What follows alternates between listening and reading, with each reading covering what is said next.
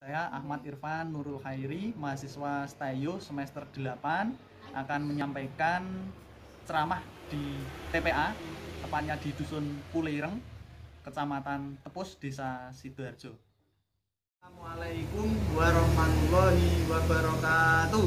Waalaikumsalam warahmatullahi wabarakatuh. Innal hamdalillah nahmaduhu wa nasta'inuhu wa nastaghfiruh wa na'udzu billahi min syururi anfusina wa min sayyiati a'malina may yahdihillahu fala mudhillalah wa may yudhlil fala hadiyalah.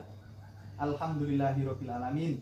Tak henti-hentinya kita mengucapkan rasa syukur kepada Allah Subhanahu wa taala yang memberikan begitu banyak nikmat kepada kita hingga saat ini kita dapat terus menjalankan ibadah. Wujud rasa syukur kita sebagai hamba Allah yang dipercayakan untuk menjalankan ibadah.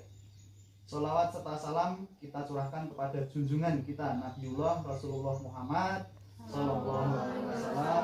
Semoga kita kelak di akhirat mendapatkan syafaatnya. Amin. Santri TPA yang dirahmati Allah, setelah kalian selesai tadarus, sedikit saya akan memberikan suatu ilmu supaya setelah selesai tadarus kalian tidak hanya membaca Al-Quran, tetapi setelah tadarus kalian juga akan mendapatkan wawasan. Wawasan apa yang akan saya sampaikan sore hari ini? Yakni hikmah menjalankan sholat 5 waktu.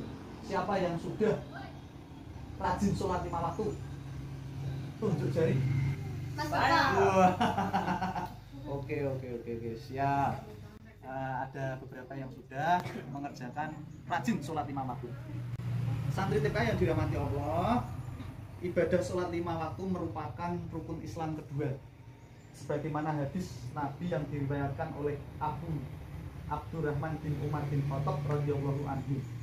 Beliau berkata, aku pernah mendengar Rasulullah Shallallahu Alaihi Wasallam bersabda, Islam dibangun atas 5 perkara. Yang pertama, persaksian bahwa tiada Tuhan selain Allah dan Muhammad utusan Allah. Kemudian yang kedua ialah mendirikan sholat. Yang ketiga mengeluarkan zakat.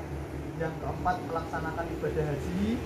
Yang kelima berpuasa di bulan Ramadan. Ini adalah hadis riwayat Bukhari dan Muslim. Anak-anak santri TPA yang dirahmati Allah, mendirikan sholat 5 waktu sehari semalam merupakan kewajiban yang mutlak bagi seorang muslim. Namun tanpa disadari, kebanyakan dari kita menganggap kewajiban mulia tersebut sekedar rutinitas yang membebani saja. Banyak yang menjalankan sholat hanya sekedar menggugurkan kewajiban, atau ibaratnya anak sekolah atau karyawan perusahaan sekedar absen saja, hanya sekedar absen semata tanpa mengetahui penting dan hikmahnya. Dalam kesempatan yang berbahagia ini, mari kita mencoba menyelami kembali pentingnya dan hikmah ibadah sholat yang kita kerjakan sehari-hari. Adapun di antara pentingnya dan ibadah sholat, yaitu merupakan ibadah yang pertama kali akan dimintakan pertanggungjawabannya dari manusia pada hari kiamat kelak.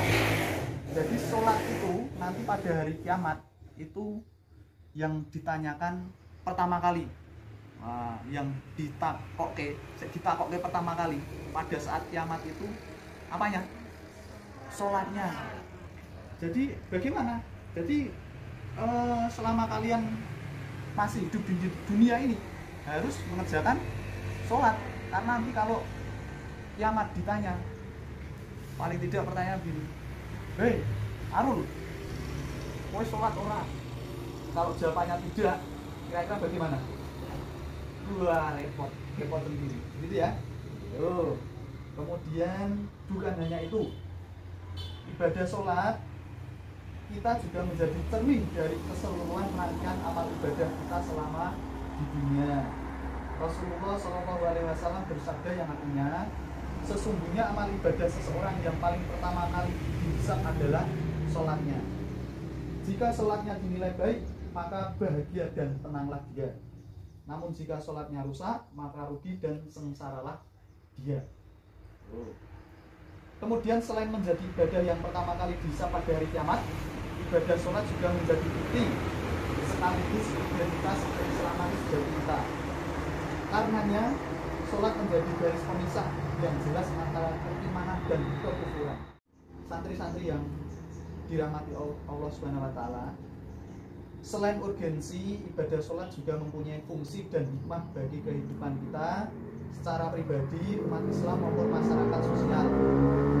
Secara pribadi, ibadah sholat akan menghasilkan hikmah kepada pribadi yang mengerjakannya, setidaknya dalam 3 hal, yaitu pertama, sholat dapat mencegah dari perbuatan mungkar. Kedua, sholat sebagai penghapus kesalahan dan dosa. Dan yang ketiga, sholat dapat menguatkan jiwa dalam menghadapi cobaan kehidupan. Santri-santri yang dirahmati Allah, sama-sama kita ketahui bersama bahwa kehidupan manusia bagaikan putaran roda yang harus berputar dari waktu ke waktu.